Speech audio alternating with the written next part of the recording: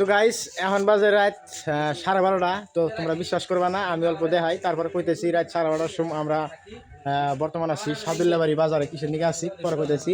ঘড়ির টাইম দেখাই কয়টা বাজে, দেখা যাচ্ছে কয়টা বাজে মোটা কি দেখা যায় দেখা না মোবাইল ডিসপ্লে গেছে। এই যে 12:27 দেখাই যায় না। এই যে দেখো 12:37 12:37 বাজে। এই যে মানুষ দেখা হয় যে এই যে এই যে এই যে এই যে এই যে দেখো মানুষ এই যে 12:30 পার হয়েছে রাতের মানুষ দেখা হয় যে সাদুল্লাবাড়ি বাজারে। এই যে জীবন শেষ। শালা কোনে গেছিলি?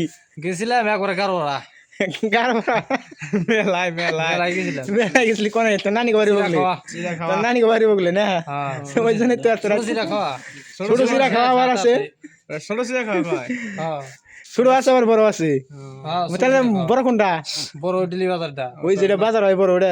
আর ওই যে স্কুলের বগলে যেটা ছোট সিরা খাওয়া। আমরা গেছিলাম মেলায়, বিহু মেলা হইতেছে, ধামাকা ড্যান্স। এই ওয়ান থেকে সিরা খাওয়াতে আটতে আটতে জীবন শেষ। আমি সাল্লাবাড়ি করলাম যে অল্প রেস্ট নেই, ঠ্যাঙের তাইলা মাইলা পুরা গেছে। তাই না করলাম অল্প রেস্ট নিয়ে যাই। তার গাড়ি নিয়েছিলাম একটা পিকআপটা কেরা 47 করে পাম্পসাইড দিয়ে একবার তেজ মারা দিছে আঙ্গু, একবার তেজ মারা গেছে।